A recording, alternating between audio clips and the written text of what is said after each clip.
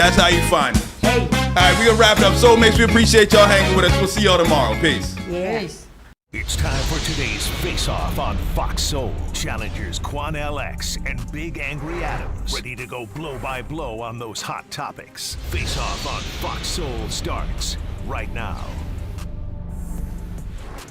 Luke Evans, the Old Orchard Beach police officer arrested by ICE, has been moved out of Massachusetts and into jail in Rhode Island. Maine's Total Coverage has repeatedly reached out to ICE for comment on this arrest and even went to the Massachusetts field office last week.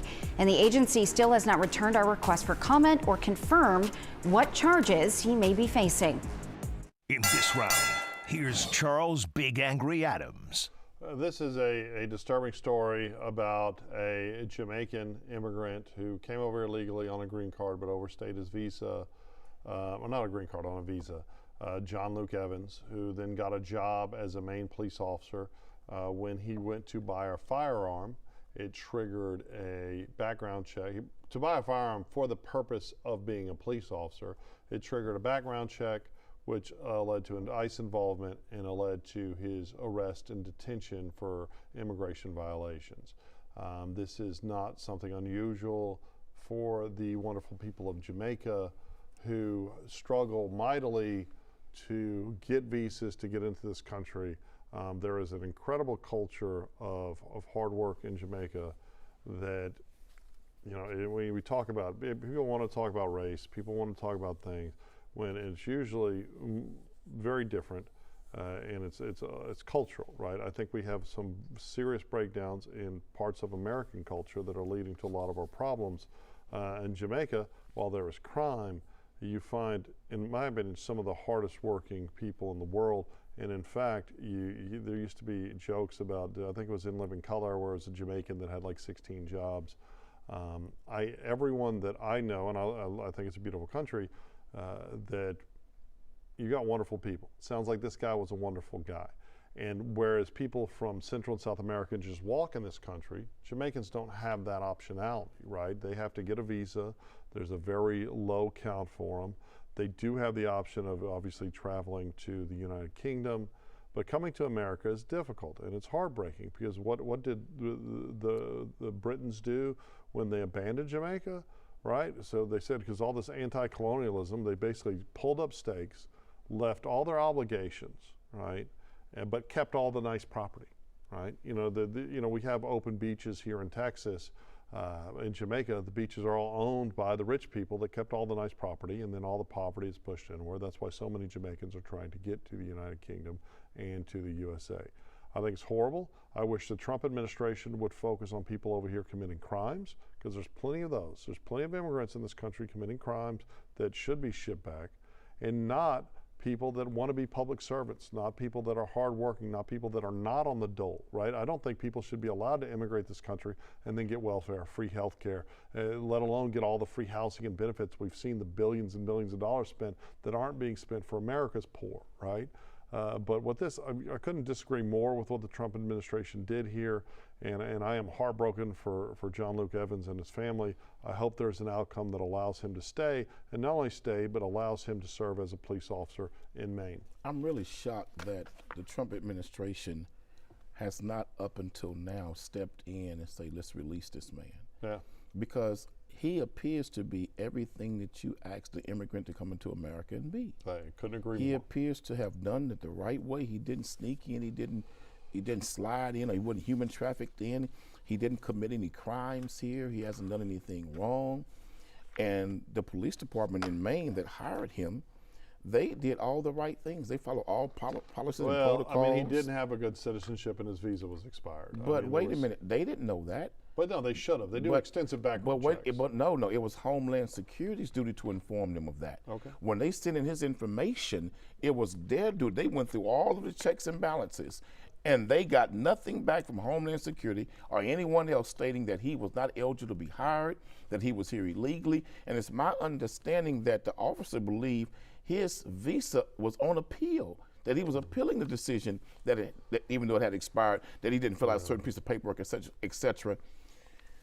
This is just not what we were promised by the Trump administration. Right. This is just horrible. Not this. It's absolutely horrible. And I'm surprised they have not stepped in and said, release this guy. Right. To prove to the American people, these are not the type of immigrants we want to go after. These are the ones we want to come in and do it the way he did it. Exactly. And follow our laws, obey our laws, pay your taxes, and do right.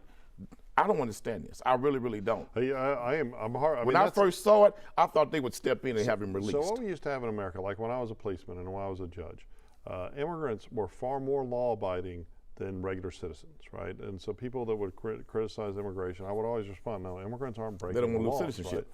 Right? They're here, they're looking for a pathway to citizenship, they're staying out of trouble. You also didn't see, other than our public health care system here in Texas, you didn't see an overwhelming of our entitlement programs because they weren't allowed, right? They just weren't allowed to get EBT, they weren't allowed to get Section 8, they weren't allowed. Their children were if they were born in the United States, but we had rules, right?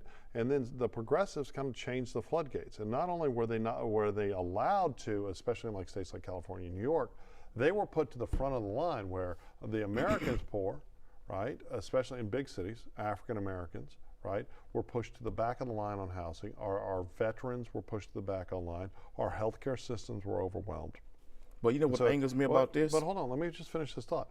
And I disagree. I agree with immigration, but I don't think they should be benefiting from what is designed for the American taxpayer. But you have this guy that comes here, goes to school, and then goes to be a public servant. Right, like it should be like the French Foreign Legion. You go serve, you get all your papers. What angers me with this, Charles, is when the Latino immigrant was wrongly deported to El Salvador and put in that terrible prison situation. I don't think he was wrongly deported. You had all of those Democratic politicians rally behind him and his family.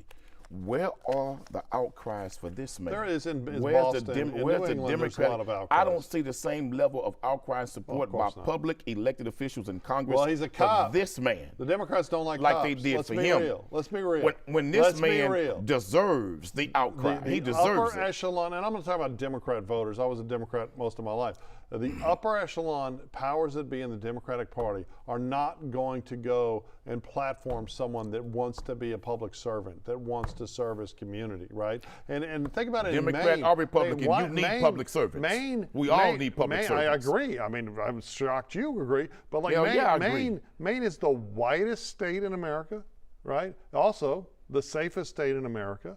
But you have a guy, a person of color, fought to get here. If you all haven't been, the viewers, if y'all haven't been to Jamaica, and there are unsafe parts because there's so much poverty, it breeds crime. But go to Jamaica, get off the resort, get to know Jamaican people.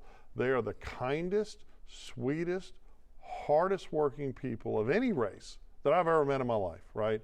It's an amazing country, it's an amazing culture, and that is exactly the kind of people that we want coming here to America to be public servants. And I'm disgusted by Trump's ICE and what they're doing here. And I hope there is a pathway not only to let this young man stay in the United States, but also serve as a police officer in Maine and go back home, which is what is his new home. I just don't see the same level of outcry, and I want to see it. Yeah. Because this is somebody we should all get behind. Right. I wish I was still a Democrat because the Republicans make me nauseous and the hypocrisy, but man. It's really sad. This is sad. It's really sad. And he's still in jail and been removed to a whole other state. Yeah, it's absolutely disgusting.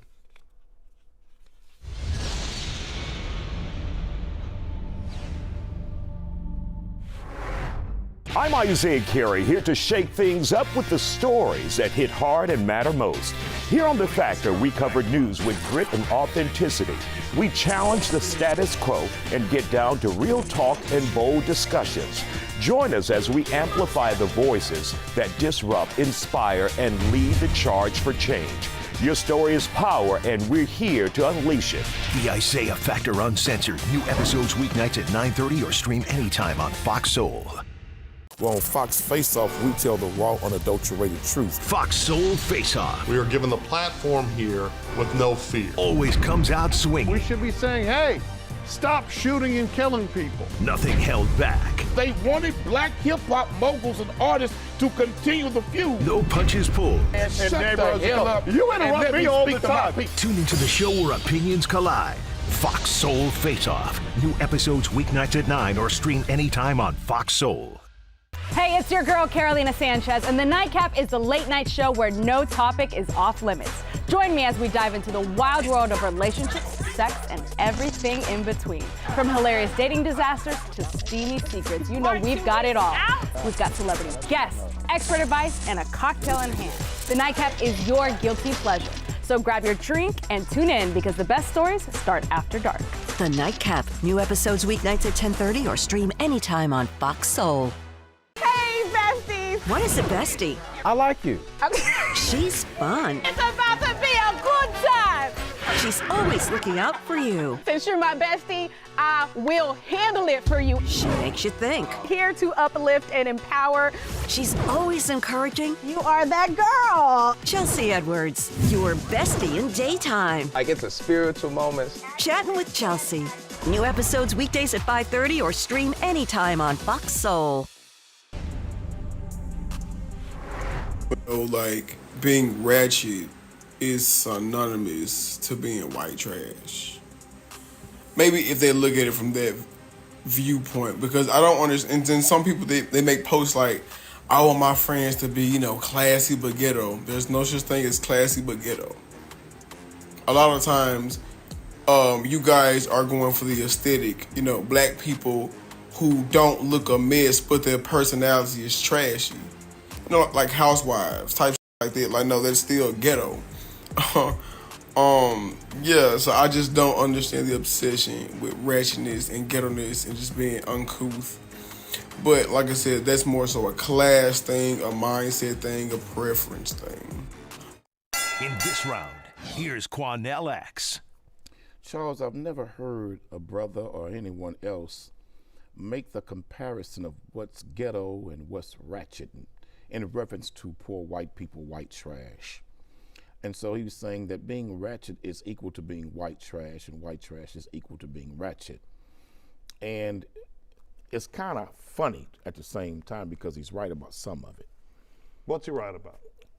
White trash people exhibit the same behaviors and commit the same crimes as people who are ratchet do. White trash people have the same crazy, broken language, non-linguistic, properly speaking English skills as those who are ratchet do. Those who are ratchet act crazy, do crazy, and go to Walmart and film videos at the same time. Well, white trash, they go to say the same thing, go to Walmart and fight each other in there and let their children grab shampoo bottles and get into the fight. Charles, it is synonymous to one another. White trash and ratchet do go together. Could you imagine if they lived in the same neighborhood? That's a whole other discussion. But I will say this. My grandmother once said something. She said, you can take a Negro out the ghetto, but you can't take the ghetto out the Negro.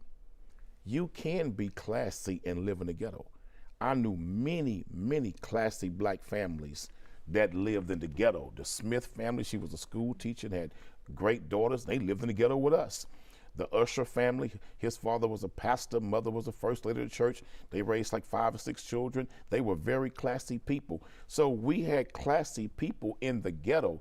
Just because you live in the quote unquote ghetto don't mean that you lack class and you can't be classy. So you feel very comfortable using racialized statements like white trash.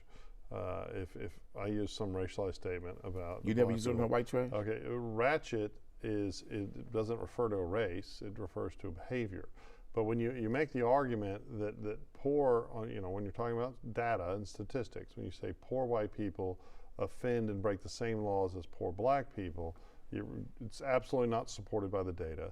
And in fact, when you go up on the or let's just black men versus white men, when you get higher on the socioeconomic food chain, you still have an incredible multiple of victim crime commission by African American men of all socioeconomic statuses, where with whites it's much lower. Like the bottom here in poverty is still much lower than the top here, African American socioeconomic. You know those are lies, right? I'm not telling any lies. Those so are statistics, and then you go written and the produced only by lies racist about white the people. statistics, the only By lies about the racist statistics white people. is that white people are overrepresented. Anybody that know in white trash because communities the default is white. and look at ratchet communities, the same shiznit is happening in both of them. Absolutely The only not. difference is Absolutely white not. police officers who police white trash neighborhoods don't police those black neighborhoods the same way. And white trash folks can go into a courtroom and get probation and get cases dismissed when black men go in the same courtrooms and on their way to prison. So there's a difference in how white trash people who commit crimes are sentenced in criminal courtrooms compared to black men and women. On So there's a different standard there, brother. And a lot of their crimes, on the sentencing, they're not arrested you for. would probably be accurate 25 years ago. In 2025 America, It's still accurate. In 2025 We in America, Texas. what we're seeing is juries' unwillingness, especially African American jurors, unwilling to convict African American men at an incredibly high rate, where they are almost universally willing to convict white men. That's a and lie. you don't see the same racial Most black preference, men in and Texas you get don't all see- white and you juries. don't see the same racial Most black preference men who go to in trial white anywhere in juries, Texas right? But more get all importantly, white you made juries. a point. You made a point about how policing the neighborhoods differently, the impoverished neighborhoods. The truth is, right, that in the wake of the Black Lives Matter movement and all of this falsity that suggests that reform means abandonment, right? That to reform policing in America, we've got to abandon communities and let crime go everywhere. I mean, you look at like Oakland, Memphis, Baltimore, Chicago. You have this explosion, and the people that suffer most, because they are policed different, I absolutely agree. But instead of being over-policed, which they should to fight crime, right, in these neighborhoods, you have the rule-following, law-abiding Black Americans that have been abandoned by police, that are overwhelmed by crime, both at their public schools and in their daily lives, and they are the ones. Sorry, you talked about it. You said the all classy black blacks. people have been abandoned by cops for generations in America. Absolutely not true. That's nothing new. Right? The entire black community has never been appreciated by cops and police in America. That's nothing new. The problem, Charles, in the black community, here's the big problem. Let's just be straight up. During the 60s and 50s and the 70s is when it began to fall in the 70s.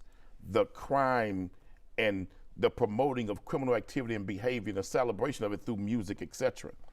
Charles, we were not always like this. Who's we? The black community.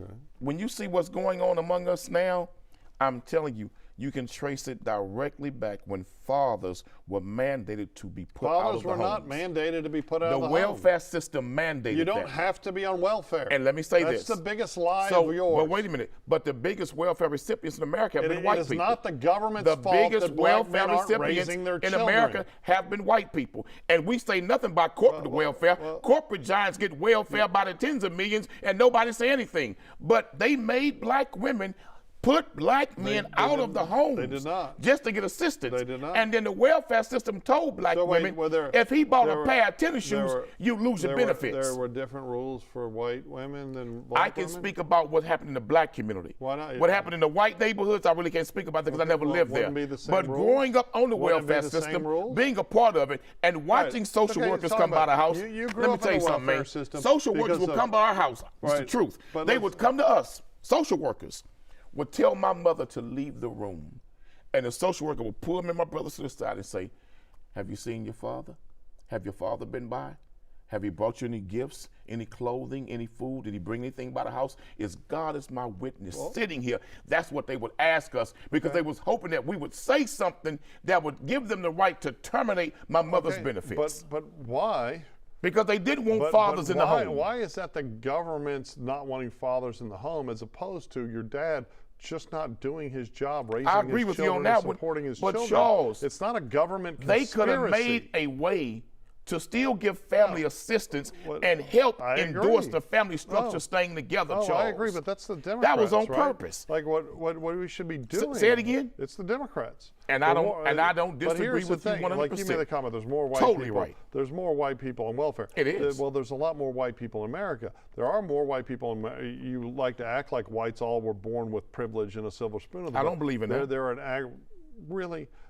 an aggregate of there's a large, but the percentage, the per capita rates, there is a much higher rate, almost double per capita of African Americans on social entitlement programs. Why there's no war on crime in white neighborhoods, in poor white neighborhoods? No, it's not. In fact, war on methamphetamines and fentanyl in white neighborhoods is not the same war they carried out on the crack cocaine era in black neighborhoods. The war on drugs has never been a war on crime. White neighborhoods the war on drugs compared to black neighborhoods ain't the same thing. The war on drugs is a vehicle to oppress poor people and people of color in this question. That is unquestionable. But they never went after white poor neighborhoods like that with them same draconian laws, those same mandates and mandatory minimums. They didn't do all of that. They absolutely did. When fentanyl is doing just as much damage as crack cocaine did. Okay, they absolutely did. You're just making that up. But the truth is that, yes, we have this problem in America where we pretended that the drug business, the non-violent aspects, obviously the narco-terrorists and the violence, the kids out there with guns shooting up neighborhoods, shooting up the block, that's different. That's violent crime. That's victim crime. But what we've seen is so many Americans who just possess drugs, right? For the personal use, or they were mules or whatever, and just destroyed entire families, destroyed entire communities. Drugs do too, right? And we abandoned this happy medium and we just went all in on just incarceration. Now we're on the flip side of that. The pendulum has swung from there to there, where states like California and New York are just revolving doored murderers. They're reducing all robberies, and Alvin Bragg. But I watch Republicans. If the robbery didn't involve a gun, we're going to charge you with shoplifting. But I watch Republicans and Democrats have so much compassion for the fentanyl epidemic in America. I watch Republicans and Democrats put billions into treatment and programs to help those addicted and dying from fentanyl. You're not talking about where fentanyl. was that same You're love? talking about pills. But where was that same love for black people? You're talking about opiates. But where was that universal love on Capitol Hill for black people when crack cocaine exploded in the black community? I know you want to pretend that the opiate crisis didn't decimate the black community as well, but it absolutely Opioids did. really didn't do it. And the difference not with like opioids, crack cocaine. The difference with opioids is you had the Sackler family and other evil people that were profiteering. They were looking at the Colombian drug lords and the Afghani heroin merchants, Poppy guy. They were looking at the Mexican cartels making all this money, and Big Pharma said, hey, we want to get on this. So they had this opiate, and then they lied to Americans, said this was non-addictive, it's all these good things, it'll take your pain away, and it turned out to be an absolute cancer. And who went to jail? Well, a lot of people went to jail. No. A lot of white people went to jail. What pharmaceutical giant went to jail? Well, no, they all got a What slap pharmaceutical giant was indicted? The Sacklers are still and incredibly handcuffed. Wealthy, right? They got to divert They paid their a money. fine. They paid a fine. They paid a fine. And they stayed at it, and it's absolutely disgusting, right? But but wait, I don't know how you're blaming the white Colombian America drug lords, they weren't treated like that. Well, but the thing is, because they were people of color. The difference El Chapo wasn't treated like that because he's a man of color. The difference is the Sacklers largely navigated legally through the system to destroy lives. They were drug dealers, man. Well, I don't disagree. And what about all these pill factories in the black community? Well, black folks have still been arrested, still been put in prison. You don't think there were But wait a minute. The biggest pill factory were the drug manufacturers, and nobody went to jail. You don't think there were pill factories and pill merchants in suburbia? Decimated. We have plenty of doctors. But wait a minute. But if but why the doctors on the ground went to jail, but not the pharmaceutical giants who produced the drug, knowing what they were producing and tried to lie in studies about it? I'm not going to stick up for Big Pharma. I think they're disgusting, and I think they made a bunch of money shoving these new RNA vaccines in us that hadn't been proven. I mean, I think we are all at the whim and the will of Big Pharma. Well, you but took that doesn't mean shot. I didn't tell you. That doesn't mean that we shouldn't see consequences for people, And Ratchet, that's what we started with. We started talking about white trash versus Ratchet. I think we just all don't like trashy criminal people. Ratchet. Just go jam Boosie's Ratchet. You'll get a better understanding.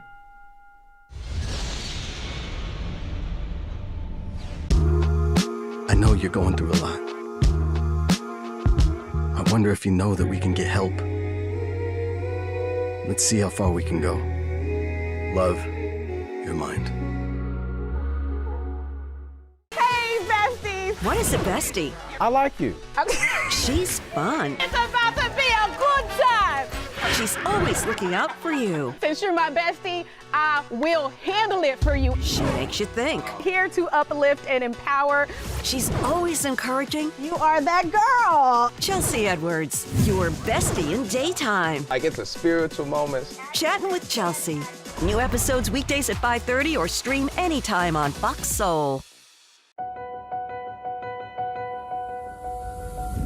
As we work to get through these times together, you may not be thinking about blood donation, but blood is needed to save the lives of people who are sick with a range of illnesses. It's easy and safe to give. If you are in good health, please donate. We need heroes now. Visit redcrossblood.org to schedule an appointment.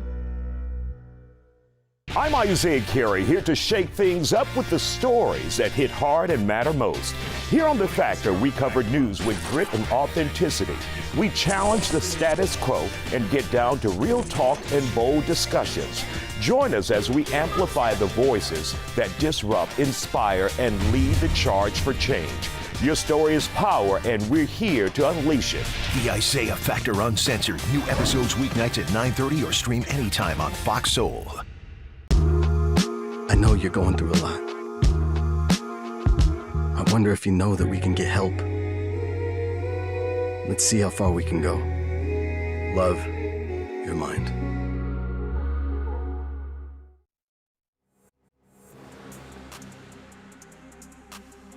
That's it for the Face-Off on Fox Soul. We'll catch you next time. I wonder if you know that I want the best for you. But how long will you fight solo? I wonder if you know that we can get help. Not wondering anymore. Love your mind.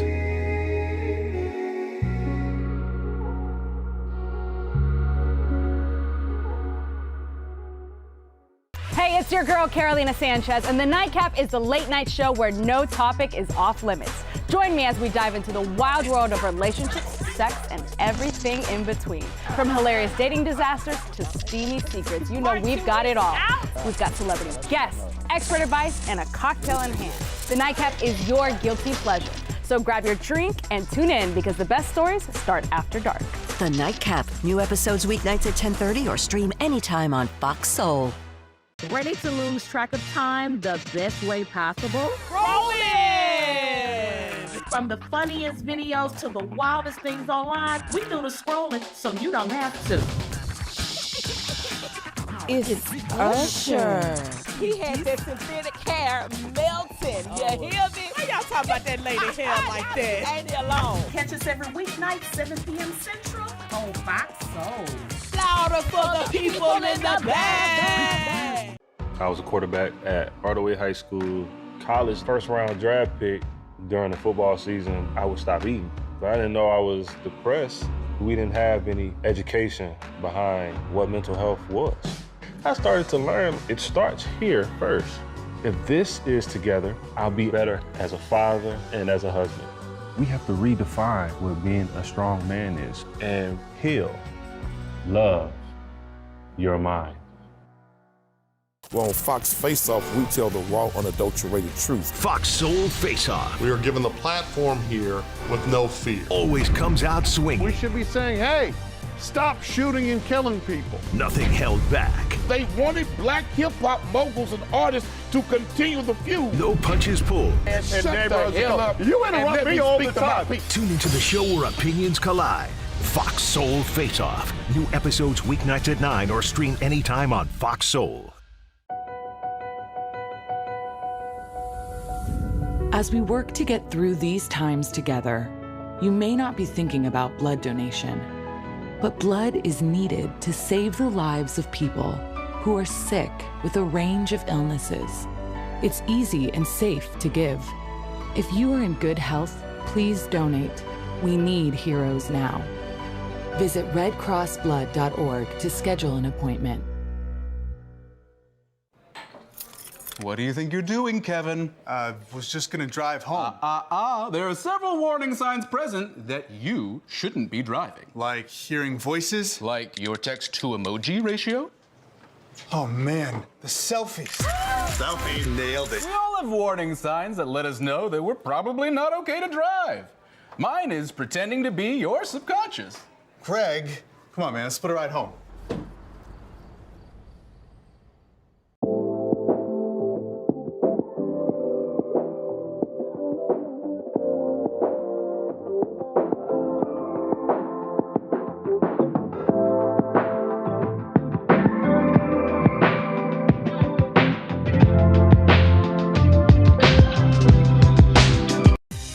The Isaiah Factor Uncensored starts right now. And welcome to The Factor Uncensored, and thank you for joining us. According to a new study, some men in relationships are keeping their partners in the dark about the truth regarding their bank accounts. Our next guest has more details for you. And joining us on The Factor Uncensored tonight, we have with us Dr. Jasmine Boone. Dr. Boone, this study is pretty interesting, and I would say right on point, that more men out there hide financial secrets from their wives, from their spouses, from whomever they may be dating. So why is it that men want to keep it close to the chest and not share what's going on, a complete financial picture, because you're in that relationship